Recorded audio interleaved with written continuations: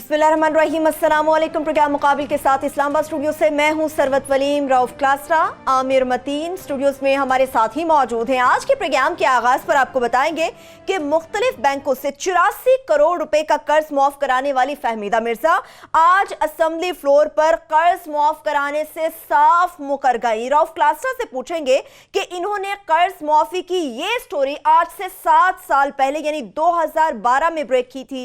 इसमें कितना सच है, कितना झूठ है, इसकी मुकम्मल तफसील आपके साथ हम शेयर करेंगे। प्रोग्राम के जब दूसरे हिस्से की जानिब बढ़ेंगे तो आपको बताएंगे कि अल अजीजिया स्टील मिल्स रेफरेंस से मुताल्लिक इस्लामाबाद हाई कोर्ट ने नवाज शरीफ की दरख्वास्त जमानत मुस्तरद कर दी। मेडिकल रिपोर्ट्स के मुताबिक नवाज शरीफ को पाकिस्तान में दस्तयाब इलाज की बेहतरीन सहूलियात मुयस्सर की जा रही हैं। अदालत ने तफसीली फैसला सुना दिया।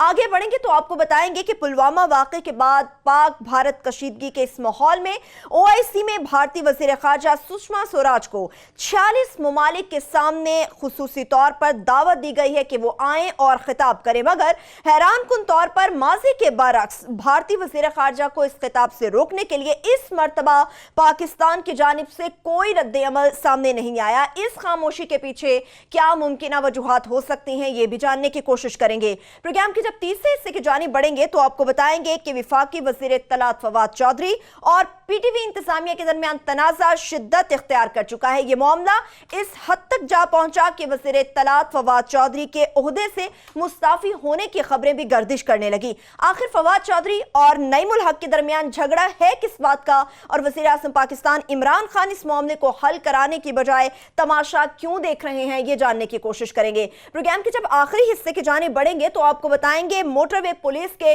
हैरान कुन इक़दाम से मुताल्लिक ड्राइवर हजरात शदीद तज़ब्ज़ुब का शिकार हैं। मोटरवे पुलिस ने सॉल्ट रेंज में चढ़ाई पर नाका लगाकर जुर्माना करना शुरू कर दिया। अच्छी शोहरत की हामिल ये मोटरवे पुलिस ने नए तरीके से भत्ता इकट्ठा करना शुरू कर दिया है। आखिर इसके पीछे क्या माजरा है, इसकी तफसील भी आपको बताएंगे। और इसके साथ साथ ये भी आपको बताएंगे कि ऑडिटर जनरल की मौजूदगी के बावजूद नादरा प्राइवेट फर्म से ऑडिट कराने पर बज़िद क्यों है। प्रोग्राम मुकाबिल की ही स्टोरी पर ऑडिटर जनरल के ऑफिस ने अपना मौक़िफ़ भेजा है। उन्होंने क्या लिखा है, क्या बताया है, ये भी आपके साथ शेयर करेंगे। मगर सबसे पहले क्लासेस साहब, कई बार हम कई बार इस चीज़ से मुतालिक बता चुके हैं कि खान साहब की कैबिनेट में फहमीदा मिर्ज़ा मौजूद हैं, करोड़ों का कर्ज उन्होंने माफ़ कराया हुआ है, मगर आज जब वो असेंबली फ्लोर पर खड़ी होती हैं तो साफ मुकर जाती हैं कि ऐसा कुछ नहीं है, हल्फन कह रही हैं वो। आपने खान साहब वाली बात की तो मुझे याद आ गई, इससे पहले डिटेल से हैं, बड़ी इसमें मज़े की चीज़ें हैं जो भी आपसे शेयर करेंगे। ये इमरान खान साहब नाराज़ हो गए थे मुझसे, बैठे हुए थे आमिर मतीन साहब, गुड काप हमारे उसमें थे। उसमें जो मैंने सवाल किया था ना खान साहब से, उसमें फहमीदा मिर्ज़ा वाला सवाल भी था। और मैंने ये कहा था जब वो ये पहली दफ़ा सहाफ़ियों से मिले थे 15-20 थे, अभी इनको महीना भी नहीं हुआ था वज़ीर आज़म बनने, जो हमारी तो पहली और आखिरी मुलाकात थी। मैंने कहा खान साहब, वो तमाम लोग जिनके खिलाफ आपने जद्दोजहद की, जिनके खिलाफ आपने स्ट्रगल की, मैदान अमल में निकले, मैंने कहा अल्लाह के फजल से वो दोनों जो हैं वो तो आपकी कैबिनेट में है, तो करप्शन के खिलाफ किसके खिलाफ आपने जिहाद करना है। तो खान साहब ने पता क्या जवाब दिया था, बड़ा गुस्से में आके, तो उन्होंने मुझे कहा था आप फिर मुझे कबीना बना दें। तो मैंने बड़ा उस पर हंस के कहा था मैं कि यही सुनना चाहता था, क्योंकि बेनज़ीर भुट्टो और नवाज शरीफ साहब से जब हम इस तरह के सवालात करते थे तो पहला सवाल आके जवाब यही कहते थे फिर आप हमें बना दें। तो मैं हजूर मैं बनाता तो उसमें ये तो शामिल नहीं होने थे जिनको आप रख के बैठे हैं। उसके बाद वो कहते हैं चिरागों में रोशनी ना रही। ये तो थोड़ी सी एक मुझे आपने बात की तो याद आया। आज बड़ा मैच पड़ा है सर आमिर साहब वहाँ पे उसमें कौमी असम्बली में। मेरा ख्याल या तो फहमीदा ये मिर्ज़ा साहिबा को बाकी नहीं पता चीज़ों का, उनको बेनिफिट ऑफ द डाउट दे देते हैं कि, या वो क्या कहते हैं कि लफ्ज़ इतने सिंपल हैं कि वो वाकई समझती हैं कि उन्होंने 1 रुपये का लोन राइट ऑफ नहीं करवाया, या वो ये आके ये समझती है ये पूरी कौम ही गजनी है कि ये बड़ा पुराना केस है, 7-8 साल पहले की स्टोरी ब्रेक की हुई है, तो इससे क्या लोगों को याद होगा। जितने कॉन्फिडेंस से उन्होंने कहा है ना आमिर साहब आज, तो मुझे खुद पे शक होने लगा। मैं कि कहीं मैंने तो गलत स्टोरी नहीं की थी, आज से 7 साल पहले ये स्टोरी ब्रेक की थी और इसके पूरी डॉक्यूमेंट्स निकाली हैं, चीज़ें निकालनी पड़ी थी मेरे पास फाइल में। आमिर साहब अब क्या कहा जाए, मुझे थोड़ा सा वो कहते हैं I am eight loss to find words. एक डेट है सर, यहाँ पे दिन था 7 सितंबर 2012, डेट ज़रा जहन में रखें, 7 सितंबर 2012। ये वो दिन था जब ये फहमीदा मिर्ज़ा साहिबा खुद पीपल्स पार्टी की स्पीकर थी और चेयर में बैठी हुई थी। मैं एविडेंसेस के साथ बात करूँ तो स्क्रीन पे दिखाइएगा ये प्रोड्यूसर साहब। اس پہ ایک سوال پوچھا تھا یہاں پہ شیخ صلاح الدین صاحب ہیں سر، انہوں نے یہ پوچھا تھا، اس وقت فائنانس منسٹر جو آخری دنوں میں ان کے تھے، ان دنوں میں ابھی میرا خیال حفیظ یہ پاشا صاحب تھے یا ابھی مانڈوی والا صاحب نہیں آئے تھے، ساری ڈاکٹر حفیظ شیخ تھے، انہوں نے وہاں پہ ڈیٹیل ان سے مانگی گئی تھی کہ ہمیں بتایا جائے، نام بتایا جائیں، پتے بتائے جائیں، اور ان لوگوں کے ہمیں یہاں پہ ان کے آکوپیشنز بتائے دیں جنہوں نے آ کے 1 کروڑ روپے سے زیادہ لونز جو ہے نا رائٹ آف کروائے ہیں. یہ پوچھا تھا شیخ صلاح الدین صاحب نے، اینڈ یہ madam speaker was sitting in the chair. اس کے جواب میں جناب انہوں نے ڈاکٹر عبدالحفیظ شیخ صاحب نے ایک بڑا پلندہ انہوں نے پیش کیا تھا ایز انیکسچر کے طور پر. اس پلندے کے تحت ذرا پیپر دکھائیں جی اسکرین پہ ذرا آپ، ذرا سارے کے سارے. یہ پہلے یہ وہ آپ کو کوشچن سوال تھا، یہ پہلے یہ دکھانا چاہیے تھا، یہ سوال ہے جو جس کا ذکر کر رہے ہیں. اب وہ اسٹیٹ بینک کی رپورٹ دکھا دیں. اب یہ نہیں، اسٹیٹ بینک تو بعد میں آتا ہے، وہ جس کا ذکر کر میں وہ بھی بتاتا ہوں کہ اس کو کیسے وہ آ کے اس کو مینیپولیٹ کر رہی ہے نا، وہ بڑا انٹرسٹنگ چیز ہے. اب یہ وہ کوشچن ہے جو پوچھا گیا، جو ان کی موجودگی میں پوری کی پوری اتنا بڑا وہ تھدا ہم کہتے ہیں نا، وہ پیش کیا، اور انہی کے اپنے ہی آ کے فائنانس منسٹر نے پیش کیا، جس میں بڑی اس میں مزے کی چیز ہے. سب سے بڑے جو میجر نام تھے نا سر عامر صاحب، وہ فہمیدہ مرزا صاحبہ کے تھے. خود اسپیکر ہیں، اسپیکر کے چیئر میں بیٹھی ہیں. آپ کا 7 ستمبر 2012 کا دن ہے. اپنا ان کا فائنانس منسٹر پیپلز پارٹی کا ڈاکٹر عبدالحفیظ شیخ صاحب جو ہیں، اتنا بڑا پلندہ اس نے پیش کیا، ہاؤس میں لے کیا، جن میں جو نام تھے اس میں جو میجر پرومیننٹ نام ہے سر، اس میں فہمیدہ مرزا صاحبہ ہیں. پوچھا یہ بھی کیا تھا کہ یہ بتائیں کہ صرف اس میں جو بیسیکلی آپ کو پتہ ہے کوئی مل ہوتی نا کسی ایک کے نام پہ نہیں ہوتے، جو انہوں نے تھوڑا سا ٹرک یہ کرنے کی کوشش کی ہے. اس میں انہوں نے یہ بھی پوچھا تھا کہ ہمیں ان کے ساتھ ساتھ بورڈ آف ڈائریکٹرز جو ہیں نا اس مل کے، ان کے بھی نام دیں. ہوتا یہ ہے کہ کوئی جو مل ہوتے ہیں وہ بہن بھائی بچوں کو، جو پرسوں ہم بات بھی کر رہے تھے آغا سراج درانی والی بیٹی کے اکاؤنٹ سے 60 کروڑ روپے جو ٹرانزیکشن جو آپ نے سٹوری آپ نے بریک کی تھی ایکسکلوسیو، اور آپ اس کو دوسرے میڈیا نے پک کیا ہے. ہم یہ رونا روتے رہتے ہیں کہ آپ اپنے خاندان کی خواتین کو ڈائریکٹر بنا لیتے ہیں. آپ تو خیر نیا ٹرینڈ آ کے گھر کے ملازموں کو، اس کو مالک کو، کوک کو بھی آپ ملوں کے وہ بنا لیتے ہیں، ان کے نام پہ ماردار پیسہ کما لیتے ہیں. اب تو کام ذرا آگے چلا گیا نا سارا. تو انہوں نے وہاں پہ کیا کیا جناب، اپنے ہی ان کی مل ہے جناب، اس کا نام ہے مرزا شوگر ملز. اس میں قاضی یہاں پہ امجد عابد صاحب تھے، ساجد حسین اس میں نقوی صاحب ہیں، اس میں ذوالفقار مرزا صاحب ہیں، جمیل حسین عابد ہیں، اس میں فواز حسین مرزا ہیں، اس میں رخسانہ نظر ہیں، آپ کے ارشد عباسی صاحب ہیں، فرزانہ مرزا ہیں، اس میں حسنہ آپ کی امجد ہیں، اور فریہ عابد قاضی صاحبہ ہیں. یہ جناب انہوں نے حبیب بینک سے لون لیے، اور اس میں انہوں نے کروائے جناب، اس کے آ کے جو لون تھے انہوں نے رائٹ آف کروائے. اس میں حبیب بینک بھی شامل ہے سر، اس میں ایم سی بی بھی اس میں شامل ہے، اس میں سلک بینک بھی شامل ہے، اس میں کچھ جناب اللہ آپ کا بھلا کرے الائیڈ بینک بھی شامل ہے. کوئی بینک پاکستان کا بچ نہیں گیا جس سے انہوں نے قرضہ نہ لیا ہو یہ مرزا شوگر مل کے نام پہ، اور اس کو پھر انہوں نے رائٹ آف انہوں نے نہ کروایا وہ وہاں پہ. اب یہ کہنا جی کہ میرا نام نہیں ہے اسٹیٹ بینک، ہمیں کیسے کہہ سکتے ہیں؟ اب انٹرسٹنگ پارٹ اس میں یہ ہے کہ میرے پاس اسٹیٹ بینک کی وہ ہیں، میرے پاس بھی رسیدیں ہیں یا میرے پاس سب کچھ ہے. ہوتا کیا میرے ساتھ بڑا انٹرسٹنگ چیز ہے، اسٹیٹ بینک جو ان کو رائٹ آف کیا ہے نا، انہوں نے ان کے ساتھ کوئی سیٹلمنٹ کی تھی. جب یہ اس سے لیتے ہیں اسٹیٹ بینک سے لیتے ہیں نا، یہ ایک این او سی کہہ لیں، تو اسٹیٹ بینک جب یہ ساری چیزیں رائٹ آف کر دیتا ہے پھر وہ آپ کو لکھ کے دے دیتا ہے کہ میرے خلاف یا اس بندے کے خلاف کوئی نتھنگ سٹینڈز آؤٹ اسٹینڈنگ، کہ اس کے خلاف کوئی قرضہ نہیں رہ گیا. یہ جس کو پلی لے رہی ہے نا فہمیدہ مرزا صاحبہ، وہ بینک آپ کو ایک لیٹر دیتا ہے جب آپ کے سارے معاملات طے ہو جاتے ہیں، سیٹلمنٹ ہو جاتی ہے، قرضہ شرضہ آپ کا معاف ہو جاتا ہے، جس بھی قانون کہہ دے یا وٹ ایور جو بھی ریزن پہ کرتے ہیں، پھر آپ کیا کرتے ہیں؟ پھر بینک کو کہتے ہیں ایک ہمیں وہ دیں، ایک لیٹر دیں کہ اب ہم نے آپ کا کچھ نہیں دینا.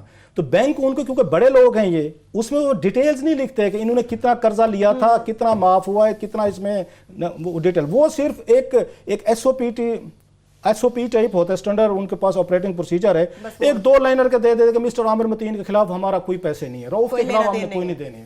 جناب 84 کروڑ میں، وہ 88 کروڑ پہ 4 کروڑ پہ زیادہ بتا رہے تھے منور تالپور صاحب، لیکن یہ 84 کروڑ روپیہ انہوں نے آ کے رائٹ آف کروایا. یہ ساری کی ساری ڈیٹیل موجود ہیں. اور کتنے لکی لوگ ہیں عامر صاحب کہ آپ اس ملک کا قانون ہے الیکشنز کا، یہ دیکھنا ریگڈ سسٹم کتنا ہے. یہ آپ اس کو جمہوریت چلائیں گے، اس طریقے سے چلائیں گے کہ 20 لاکھ روپے سے کسی نے زیادہ لون رائٹ آف کروایا وہ الیکشن نہیں لڑ سکتا اس ملک میں. یہ تو قانون ہے. اس کے بعد ریٹرننگ آفیسر کے خلاف مقدمہ ہونا چاہیے تھا، اس کو یہاں پہ آ کے بلایا جانا چاہیے تھا کہ جس بندے نے یا بندی نے یہاں پہ آ کے 84 کروڑ روپے کا قرضہ معاف کروایا ہے، آپ نے 2013 میں یا 2018 میں آپ نے کیسے ان کو الیکشن لڑنے دیا ہے؟ اور یہ ڈیٹیلز میری نہیں ہے.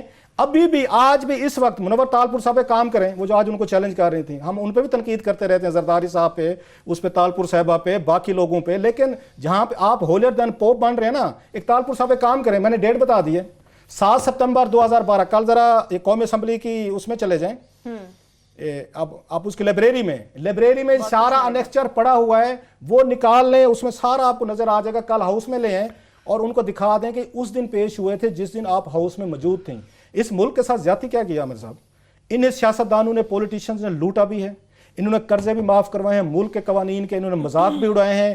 ایک نے یہاں پیسے، کسی نے MCB کو اڑایا ہے، کسی نے آ کے آپ کے الائڈ بینک کو لوٹ لیا ہے، کسی نے حبیب بینک سے ڈیٹیل دے رہے ہیں ساری کی ساری. اور یہ لوگ کیسے پہنچ گئے ہیں؟ اور جو ہمیں دکھ ہوتا ہے، جس پہ اگر میری ڈس اپوائنٹمنٹ ہے عمران خان سے، کہ جن لوگوں کے خلاف یہ پارلیمنٹ میں یہ ڈسٹریبیوٹ کرتے تھے 2002 اور 7 کی پارلیمنٹ میں، آج انہیں کو لے کے بیٹھے ہوئے ہیں. انہیں کو وہی وزیر ہیں جو جن کے خلاف کمپین شروع، آگے سے سوال کر لیں ناراض ہو جاتے ہیں، کہہ دیتے ہیں آپ بتا دیں. آپ بتا، جس نے 84 کروڑ روپے کا وہاں پہ لون رائٹ آف کروایا ہے، آپ کی وہ منسٹر ہیں، اب ان کو PTA کو ڈیفینڈ کرنا پڑے گا سارا، کیونکہ بیگیج ان کے پاس ہے. سو میں نے کہا جناب اس کو ریکارڈ اسٹریٹ کر دیں. لاسٹلی میں ان کی داد دیتا ہوں ان کے کانفیڈنس کی بھی، میں آئی ایم امپریسڈ. ساتھ میں انہوں نے ان کو تھریٹ بھی کیا ہے کہ اگر آپ نے منہ بند نہ کیا نا تو اس کے بعد میں آپ لوگوں کے خلاف بھی بہت ساری اس کی چیزیں لے آؤں. ہاں میں بھول گیا ایک بڑی مزے کی بات، صاحب وہ مزے کی بات چھوٹی سی بریک سے واپس آ کے بتا دیں. ایک پرسنل چیز ہے وہ آپ واپس میں بتاتا ہوں. بڑا دلچسپ لگتا ہے، کوئی امر ہے، ایک چھوٹی سی بریک سے واپس آ کے وہ بھی جاننے کی کوشش کرتے ہیں. مگر اس کے ساتھ ساتھ جب قانون کی بات ہوگی تو نواز شریف سے متعلق بات ہوگی، العزیزیہ اسٹیل ملز ریفرنس سے متعلق خاص طور پر بات کریں گے. چھوٹی سی بریک کے بعد ہمارے ساتھ رہیے.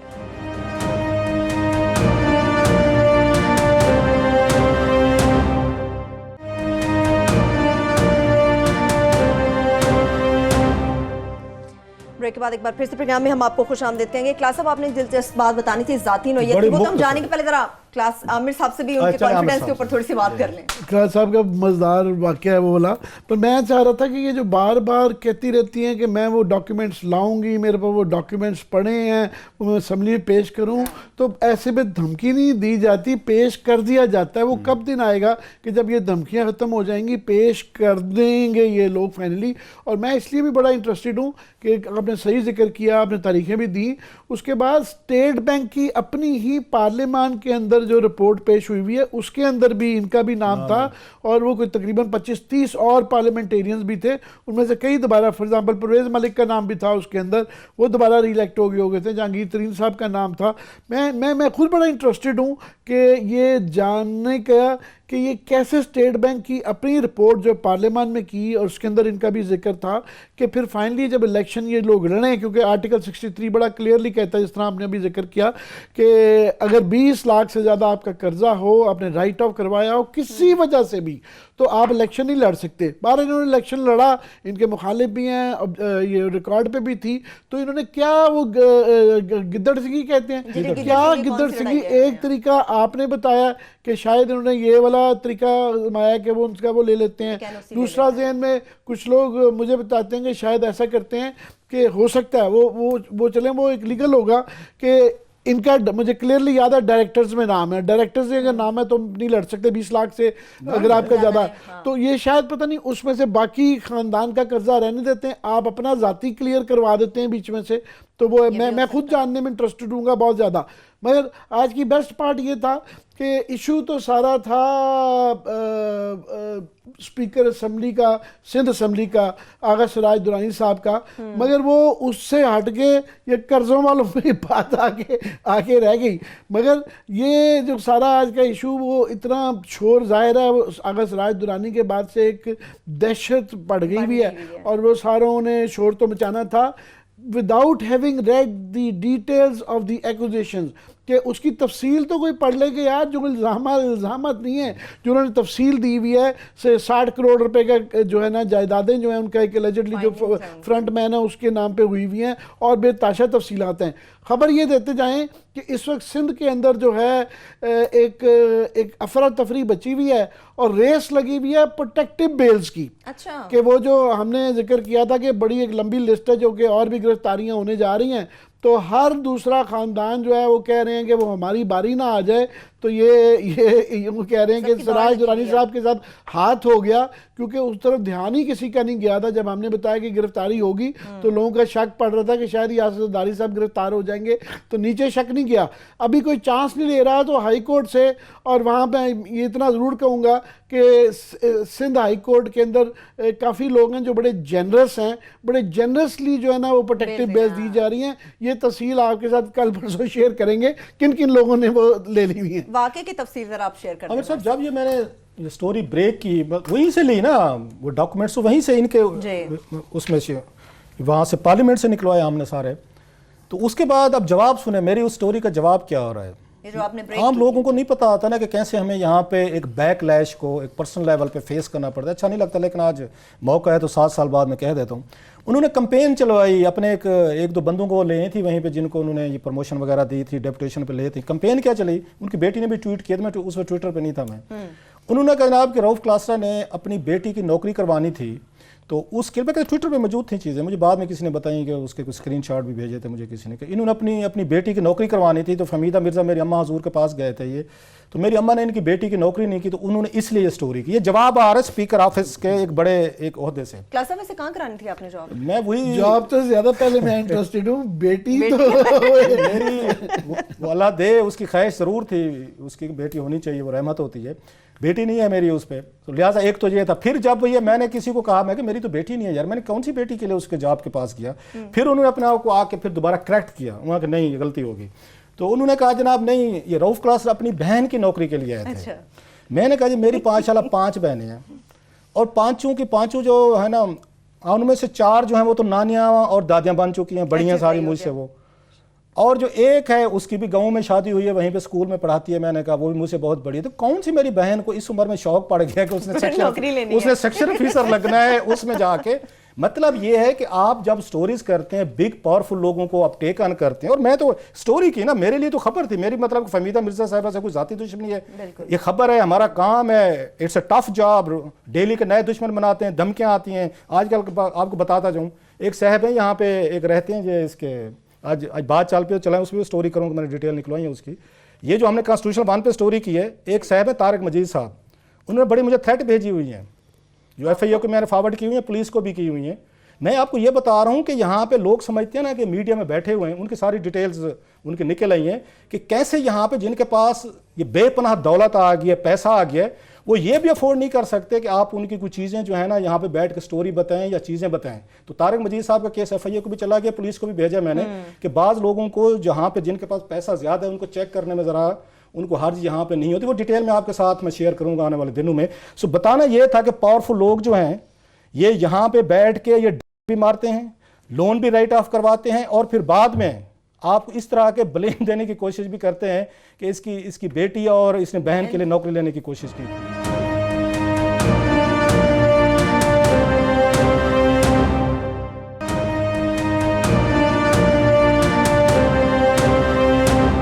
بڑھتے ہیں ہم نواز شریف صاحب سے متعلق. جی یہ نواز بہت بڑی خبر ہے کہ نواز شریف صاحب کو جو ہے ہائی کورٹ نے اجازت نہیں دی ہے کہ ان کو علاج کے لیے ان کی ضمانت لی جائے.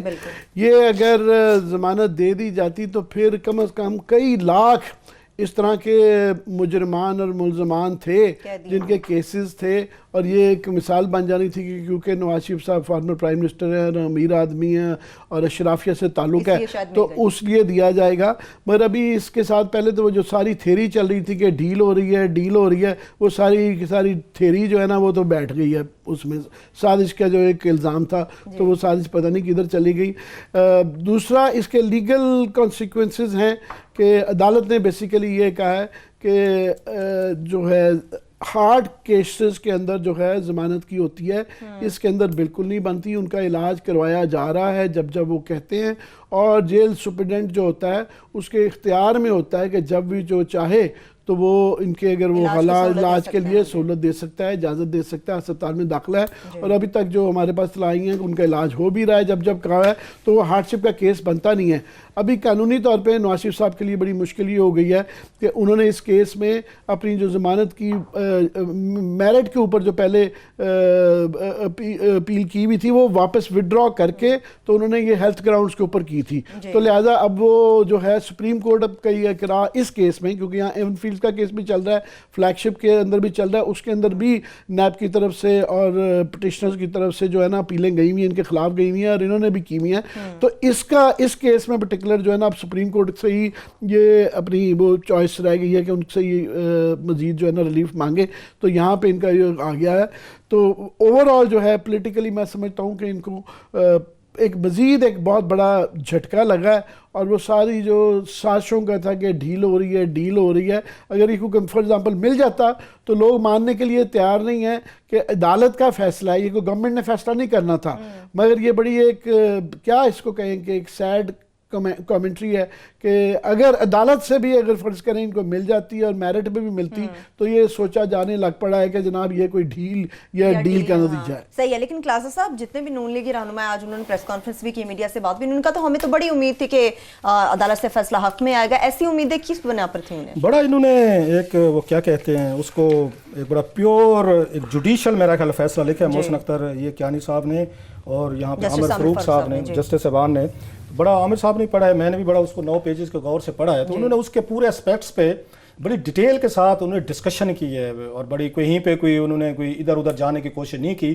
اور جو مجھے اس میں خوشی ہوئی ہے, جو باقی میرا خیال ہے کورٹ شاید اس طریقے کا فالو نہیں کر رہی, کہ سپریم کورٹ نے جو یہاں پہ پیرامیٹرز انہوں نے آ کے ڈرا کیے تھے کہ جن لوگوں کو سزا ہو چکی ہو تو کن بنیادوں پہ آپ ان کی ضمانت لے سکتے ہیں. انہوں نے ایس او پیز کہہ لیں یا ان کے پیرامیٹرز کہہ لیں, سپریم کورٹ نے اپنے 3 فیصلوں میں انہوں نے اس کو ڈٹرمن کر دیا ہے.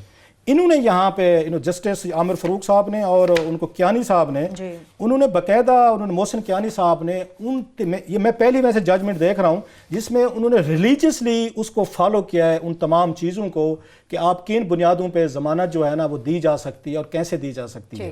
سو اس پہ اگر آپ دیکھیں جب ڈاکٹرز یہ کہہ دیں آپ کو یا کورٹ کو کہہ دیں کہ جناب سیف اللہ کیس ہے, ایک شرجیل میمن والا کیس ہے, ریفر کیے ہیں. لیکن مزے کی بات جو ہے جو عامر اور میرے لیے تھوڑی سی حیران کن ہے کہ وہ لاہور ہائی کورٹ سے بھی کچھ آ رہے ہیں, ہم اس پہ بات کریں گے آنے والے دنوں میں, ذرا اس کو پڑھ لوں پوری ججمنٹ کو, کچھ چیزیں ہمارے پاس بھی ہیں, ہم وہاں سے بھی دیکھ رہے ہیں سر, سندھ سے بھی دیکھ رہے ہیں. سوال یہ کہ اسلام آباد ہائی کورٹ اگر وہ اس کو فالو کر رہی ہے کہ آپ کو سپریم کورٹ کیا ڈائریکشن دے رہی ہے کہ کیسے آپ نے ضمانت کے کیسز لینے ہیں, سننے ہیں, کیا کرنا ہے. اب ایک نیا سلسلہ شروع ہو رہا ہے پاکستان میں, دیٹس ویری آئی ہوپ کہ سپریم کورٹ آف پاکستان اس کو کسی وقت ایڈریس کرے گی. چیف جسٹس کھوسا صاحب بیٹھے ہوئے ہیں, بڑے زبردست آپ کہہ سکتے جورسٹ ہیں, انسان بھی ہیں, پڑھے لکھے لٹریری آدمی ہیں. ضرور اس مسئلے کو میرا خیال ہے نہیں تو اس ملک میں لوگوں کا بڑی حد تک جوڈیشری سے وہ تھوڑا سا ویورنگ ہونا شروع ہو جائیں گے کہ سپریم کورٹ کچھ اور کہہ رہی ہے ایک ہی فیصلے پہ, نچلے لیول پہ کورٹس جو ہیں وہ کچھ اور فیصلوں کے ساتھ آ رہی ہیں. سپریم کورٹ نے جب نواز شریف صاحب کی پچھلی ضمانت کنفرم کی تھی اس کے ساتھ انہوں نے کھوسا صاحب نے بڑی تفصیل کے ساتھ انہیں 2-3 پیجز میں ساری چیزیں انہوں نے سم اپ کر دی تھیں کہ جناب آپ نے ضمانت سننی ہے تو ہارڈ شپ کیسز ایکسٹراڈنری سرکمسٹانس اس پہ سننا ہے. اب کیا ہو رہا ہے کہ وہ ضمانت سنتے ہوئے جو پہلے بھی ہم نے دیکھا اب بھی وہی کیسز ہوئے ہیں کہ وہ ضمانت کو جو وہ چھوڑ کے کہ ہارڈ شپ کیا ہے, ایمرجنسی کیا ہے, چلو نواز شریف صاحب کا یہ بنتا تھا ان کا اپلائی کرنا ضمانت کے لیے کہ میری طبیعت ٹھیک نہیں ہے, اب کورٹ نے فیصلہ کرنا تھا, اس میں ہمیں نظر آ رہا تھا. اب سوال یہ جو دیگر لوگ جا رہے ہیں ضمانت کے لیے وہ ساتھ میں عدالتیں اس میں کیس کے میرٹ ڈیمیرٹس کر کے ساری چیزیں کر کے فارغ کر رہی ہیں ضمانت والے کیس میں. اب اس پہ سپریم کورٹ ہمیں گائیڈ کرے, ہمیں ان سے چیف جسٹس ہم کھوسا صاحب سے ریکویسٹ کرتے ہیں کہ آپ نے جو پیرامیٹر سیٹ کیے تھے آپ کے اس کو سیٹ کرنے کے بعد بھی عدالتیں ان کو فالو نہیں کر رہی.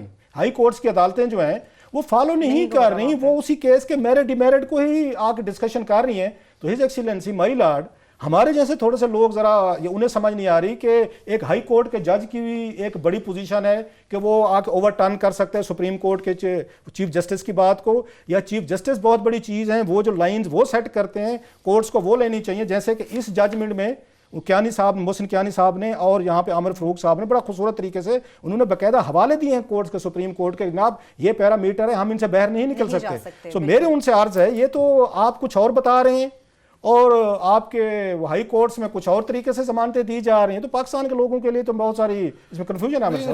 اس میں کوئکلی کر دوں کہ ایون فیلڈ کے اندر جو ہے جو ضمانت نواز شریف صاحب کو ملی تھی اس کو جو ہے بحال رکھا تھا سپریم کورٹ نے، کھوسا صاحب کی ججمنٹ تھی، مگر اس میں انہوں نے یہ ضرور بحال اس کو ویسے ہی رکھا، ضمانت کو برقرار رکھا، پر ساتھ میں یہ آبزرویشن انہوں نے دی تھی کہ جناب یہ ضمانت جو بنتی ہے وہ اس طرح کے کیسز میں ہارڈ شپ کیسز ہوں تو وہاں سے شاید ان کی جو ہے وکیل انکریجڈ ہوئے کہ شاید ہنٹ ہے یہ کہ اس پہ جائیں، تو انہوں نے اپنی نارمل جو درخواست واپس لے کے وڈرا کروا کے تو ہیلتھ گراؤنڈز پہ ہارڈ شپ کیس کو بنا کے پیش کر دیا گیا، جو کہ بہرحال وہ ایکسیپٹ نہیں ہوئی ہے ابھی یہ، کیونکہ اس کی ایکسیپٹ کرنے کا یہ تھا کہ پھر تقریباً جو ہے عمر قید والے اور جو ہے سزائے موت کے اندر اور بے تاشا اس طرح کے قیدی ہیں، تقریباً کوئی میرا ایک چوتھائی یا ایک تہائی جو ہے قیدی ہیں وہ اس زمرے میں آ جاتے تھے جن کی کسی نہ کسی اس حوالے سے طبیعت خراب ہے، پھر تو ساری جیلیں خالی ہو جانی تھی کہ اگر یہ گراؤنڈ ان کی کو ایکسیپٹ کر کے چلتا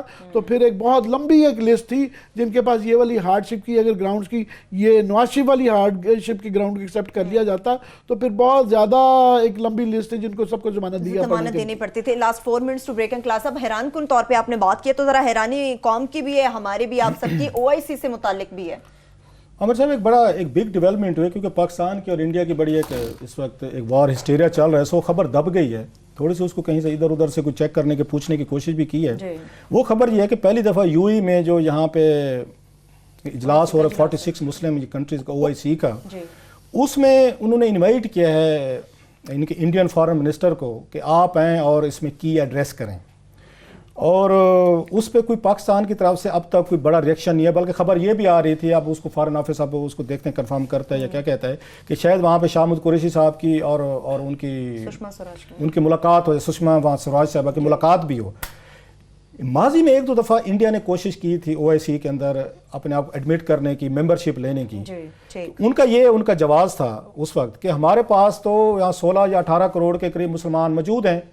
انڈیا کا یہ تھا، وہ انڈیا میں رہتے ہیں، پاکستان میں یہاں پہ کہہ لیں اس وقت اتنے نہیں تھے، 16-18 کروڑ ہمارے پاس بھی تھے، اتنے بنگلہ دیش کے پاس بھی. وہ کہتے ہیں ہمارے تو بھی برابر ہے، تو ہمیں کیوں نہیں آپ اس کی ممبرشپ دے رہے کہ مسلمان. یہ ان کا ایکسکیوز تھا یا ان کا جسٹیفیکیشن تھے. جی وہ یہ کہ ہمارے تو زیادہ ہیں، پاکستان سے بھی زیادہ ہیں، اس وقت کی بات ہے. جب وہ انہوں نے کچھ عرب ممالک کے ساتھ مل کے انہوں نے ٹیبل کرنے کی کوشش کی تھی تو پاکستان نے تھریٹ کیا تھا کہ ہم واک آؤٹ کر جائیں گے یہاں سے، تو وہ معاملہ وہیں پہ دب گیا تھا کیونکہ مسلم ورلڈ افورڈ نہیں کر سکتی تھی کہ پاکستان جو ہے یہ ان کے ساتھ ریلیشن شپ خراب کریں، معاملہ دب گیا. اب آل آف سڈن دوبارہ انہوں نے انویٹیشن بھی دے دی ہے کہ آپ آئیں اور خطاب کریں جہاں پہ کہہ سکتے پاکستان موجود ہوگا. اب اس کے پیچھے کیا کہانی ہو سکتی ہے؟ 2-3 میری کچھ لوگوں سے بات ہو رہی ہے، جسٹ ان کی جو اسیسمنٹ تھی، میں اس کو خبر نہیں کہہ رہا، اسیسمنٹ کہہ رہا ہوں ابھی. وہ یہ کہتے ہیں کہ دراصل یہ سب کچھ پاکستان کے مشورے اور پاکستان کو اعتماد میں لے کے کیا گیا ہے. اس میں سعودی عربیہ اور اس میں UAE شامل ہیں. اور جیسے میں نے کہا تھا اس وقت یاد ہے پچھلے ہفتے ہم نے بات کی تھی کہ شہزادہ محمد کو اس معاملے میں رول پلے کر سکتے ہیں کہ پاکستان انڈیا دونوں میں ان کو عزت دی گئی ہے. تو وہ معاملات جو ہیں کسی بڑی حد تک آگے بڑھے ہیں. یہ تھوڑا سا جو آپ کو نظر آ رہا ہے کہ عمران خان نے بھی دوبارہ کہا ہے جی آپ ہمیں بتائیں ہم اپنے وعدے پہ قائم ہیں. تو ایک آپ کہہ سکتے ہیں بیہائنڈ دا سین جو اس وقت یہاں ڈپلومیٹک ایفرٹس ہو رہی ہیں جس میں امریکنز بھی خیر وہ دوبارہ انوالو ہو گئے ہیں، اس میں آئے ہیں، انٹر ہوئے ہیں پاکستان انڈیا کے درمیان. انہوں نے 1 ہفتہ تو دیکھا لیکن انہیں لگا کہ شاید معاملہ سیریس ہوتا جا رہا ہے. اب یہ رپورٹس آ رہی ہیں کہ شاید سعودی عربیہ UAE انہوں نے پاکستان سے بات کی ہے، انڈیا سے بھی بات کی ہے. تو یہ کسی سٹیج پہ یہ دونوں ملک جو ہیں پاکستان انڈیا کے ساتھ بیٹھ کے آربیٹریشن میں چلے جائیں ایز فار ایز آپ کا کشمیر از کنسرنڈ. اور پاکستان کو یہ ایشورنس کہیں نہ کہیں دی گئی ہے کہ آپ کے گریونسز ہیں یا ان کے جو پاکستان کے خلاف گریونسز ہیں ان کو بیٹھ کے ہم ڈپلومیٹک چینل کے ذریعے ہم اس کو کر سکتے ہیں. اب سوال یہ کہ انڈیا اس کے بدلے اس کو کیا چاہیے تھا؟ ان کو ایک گڈ ول چاہیے تھی کہ ہمارے پاس کچھ سیل کرنے کے لیے بیک انڈیا کے پاس کچھ ہونا چاہیے کہ انڈینز کو سیل کریں جو ہم جو پاکستان کے ساتھ ان کے وایا اس کے آ کے ڈلا کرنا چاہتے ہیں ان کے سعودیز کے ساتھ یا UAE کے ساتھ مل کے، ہمارے پاس ان کو کہنے کے لیے کیا ہوگا. سو بیسیکلی ایک بہت بڑی جو ان کو فیور ایکسٹینڈ کی گئی ہے. اس میں پاکستان کی جو مجھے بتایا گیا ابھی تک فارن آفس نے اس پر ریئیکشن نہیں دینا چاہیں تو وی ول کریکٹ اوور سیلف. وہ یہی ہے کہ پاکستان کے کنسنٹ اس میں شامل ہے اور یہ چاہتے ہیں کہ اس میں سعودیز اور اس میں UAE والے کہ بیک ڈور چینل کے ذریعے آپ انڈیا کے ساتھ بات چیت کریں. اور موسٹ پرابلی جو ہے اس میں سعودی عربیہ اور UAE کا جو رول ہے وہ آنے والے دنوں میں بڑھے گا. پاکستان کا اس پہ راضی ہونا اس پہ کہ وہ آئیں OIC کو خطاب کریں. ابھی خاموش اٹس اے بگ ڈیولپمنٹ میرا خیال, جو پہلے کبھی جب سے OIC بنی ہے یہ پہلی دفعہ ہو رہا ہے. بہت سارے لوگ اس کو نیگیٹولی پلوامہ دیکھ سے رہے ہیں. بہت عرصہ پہلے یہ ہو گیا تھا اور پاکستان نے اپوز نہیں کیا تھا. ٹریڈیشنلی انڈیا بہت زیادہ برا مناتا ہے کہ اگر کوئی تھرڈ پارٹی انٹرونشن کی بات ہوئے گی, کوئی باہر کا ملک آ کے اگر کہے تو ان کا کیونکہ سٹانس ہمیشہ سے یہ رہا ہے کہ یہ بائی لیٹرل ایشو ہے اور کوئی باہر کے ملک ہے, کوئی بھی امریکہ کو بھی وہ بڑا برا مناتے ہیں اگر وہ بھی اس طرح کیا ہے. مگر ریسنٹلی جو ہے امریکہ کی طرف سے بھی اس طرح کا بیان آیا ہے کہ آئیڈلی پاکستان اور انڈیا کو اپنے مسئلے خود حل کرنے چاہیے, اور سعودی عربیہ کی طرف سے. مگر کوئی ایسا ایکسٹریم ریئیکشن جو ہمیشہ انڈیا کی طرف سے آتا ہے نہیں آتا. ایک وجہ یہ بھی ہو سکتی ہے کہ انڈیا کے اندر جو ہے یہ بہت زیادہ ایسکیلیشن کی وجہ سے ڈومیسٹکلی بھی ریئیکشن آیا. ان کے کافی سارے سینئر ایلیمنٹس نے یہ کہا ہے کہ یہ آپ یہ جو مذاق تو نہیں ہے, ایک نیوکلیئر کنٹری ہے بہرحال, اور نیوکلیئر کسی قسم کا بھی آپ ریئیکشن کی جو آپ بات کر رہے ہیں یا جنگ کی جو بات کر رہے ہیں, جارحیت کی بات رہے ہیں, تو یہ بچوں کا کھیل نہیں ہے.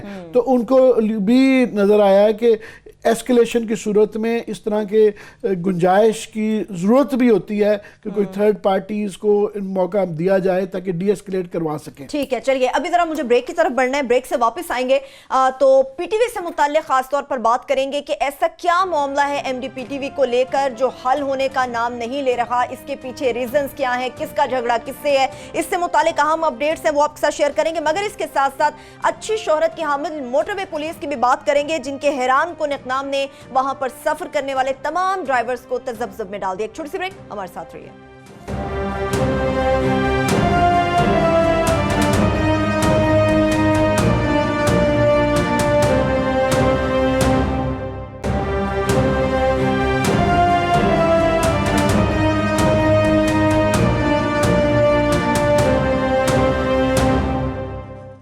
بریک کے بعد ایک بار پھر سے پروگرام میں ہم آپ کو خوش آمدید کہیں گے. اب بات کریں گے پی ٹی وی سے متعلق. عامر صاحب, جس کو بی بی سی بنانا تھا LLC بن گیا, اس کا مسئلہ حل ہونے کو نہیں دیا. LLC ایک وہ مذاق چلتا جا رہا ہے اور یہ ایک قسم کا گورنمنٹ کا ایک تماشا ہے جو کہ اس کی سٹیلمیٹ ابھی بھی جاری ہے.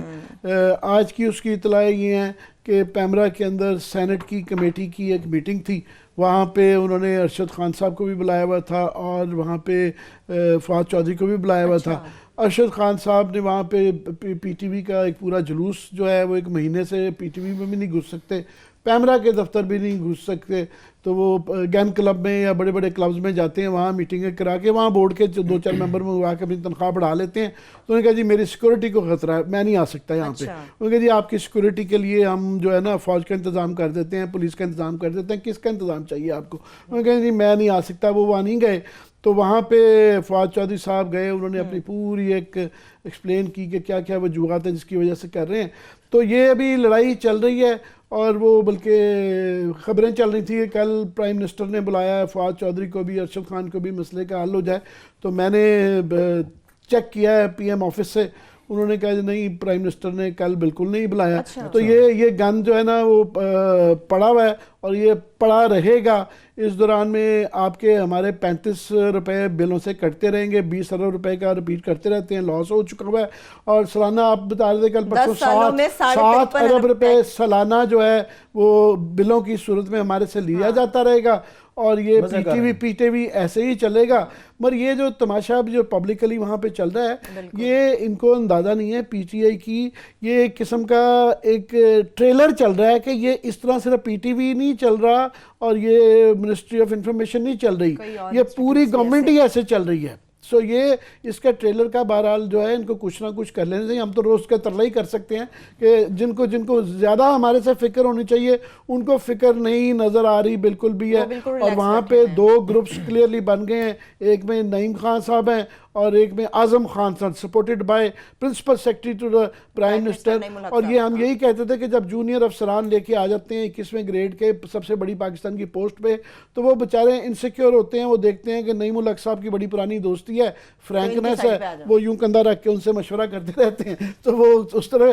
تو دوسری طرف ایک اور ہے فواد چودھری کی, بہرحال اس میں جو ہے ایڈوانٹیج یہ ہے کہ وہ ایک الیکٹڈ آدمی ہے, زیادہ سے زیادہ ان کا پورٹفولیو سننا ہے. کچھ سنتے ہیں کہ اس وقت ان کی ذرا پوزیشن کمزور ہے کیونکہ وہاں پہ پی ایم ہاؤس والے وہاں پہ پرماننٹلی بیٹھے رہتے ہیں, اور نعیم الحق صاحب ہیں, راشد خان صاحب ہیں, اور supported by Azam Khan and bureaucracy. تو فواد چودھری ابھی نظر یہ آ رہا ہے کہ بتایا جا رہا ہے کہ شاید ان کا پورٹفولیو بدل دیا جائے. تو یہ بہرحال جو بھی ہم کہہ رہے ہیں کہ مسئلے کا حل نکال دیں. یہ بی بی سی جو بنانے جا رہے تھے نا, اس کی ایل ایل سی روک دیں. LLC کا ذرا ایبریویشن کس چیز کا بتاتے وہ بتا لیرو لیگ کارپوریشن جو ہے نا, یہی حال ہو گیا ہے. وہاں پہ روز ہے کہ ایم ڈی صاحب جو ایکٹنگ لگائے گئے ہوئے ہیں وہ مہینے ڈیڑھ سے وہاں پہ ہڑتال چل رہی ہے, کوئی دفتر کے اندر گھس نہیں سکتا اور تماشا چل رہا ہے اور اس کا کوئی حل نہیں نکال رہا.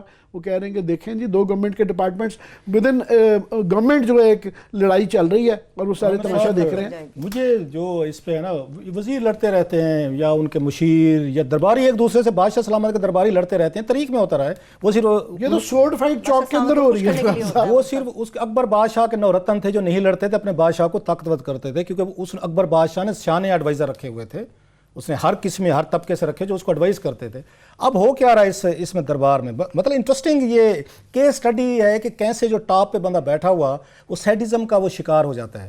مثلاً جیسے آپ نے کہا نعیم الحق صاحب اور ان کے پرنسپل سیکریٹری جو ہیں ان کے اعظم خان صاحب, یہ ایک سائڈ پہ ہیں, ایک گروپ ہے عمران خان صاحب کا اور بڑے ٹرسٹڈ ہیں, اور دوسری سائڈ پہ یہ فواد چودھری صاحب ہیں.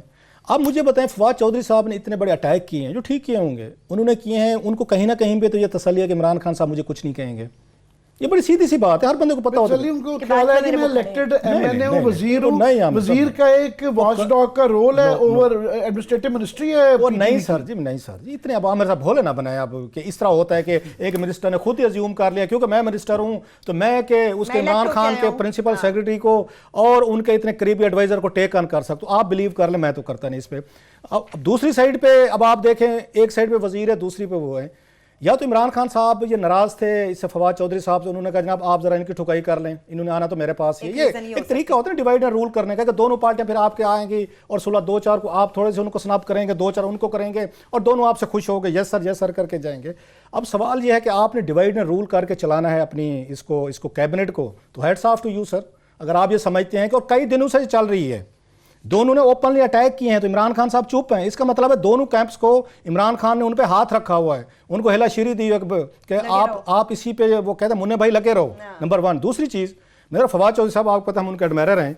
یہ چودھری صاحب جس بورڈ پہ آپ اٹیک کر رہے ہیں نا, 4 دفعہ یہ بورڈ آپ خود یہ کیبنٹ میں لے کے گئے تھے. عمران خان کو ان کو پوچھنا چاہیے.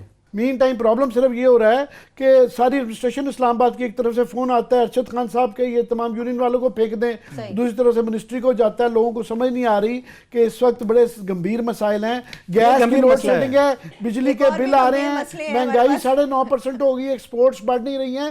کل جو ہے اکانومی کے فگرز بتائیں گے کہ بڑے سیریس سنجیدہ مسائل ہیں, اس کو چھوڑ کے سارا شہر ساری گورنمنٹ جو ہے وہ P T V versus information ministry کی لڑائی کے پیچھے لگی ہوئی ہے. ابھی ذرا موٹر وے پہ سفر کرنے والے کو جیبوں کے فگر بتائیں آپ. لے رہے ہیں ہم, اس پہ مزے لے رہے ہیں, آپ کو کیا تکلیف ہے؟ میں بس لاسٹ 4 منٹس ہے سر, آپ کو کیا مسئلہ ہے؟ ہم اس پہ مزہ لے رہے ہیں, لینے دیں. پاکستان جو ہے اس کا کوئی بہت اچھا سپیکٹیکل نہیں ہے, مطلب کیبنٹ ساری مزے لے رہی ہے, لینے دیں. یہ پرائم منسٹر صاحب انجوائے کر رہے ہیں, کرنے دیں. آپ کو کیا جاتا ہے سر؟ دو اگر ان کے کیمپ پی ایس ایل کے اندر کرکٹ دیکھ لیں, یہ اپنی انہوں نے پی ایس ایل ایک بنائی ہے.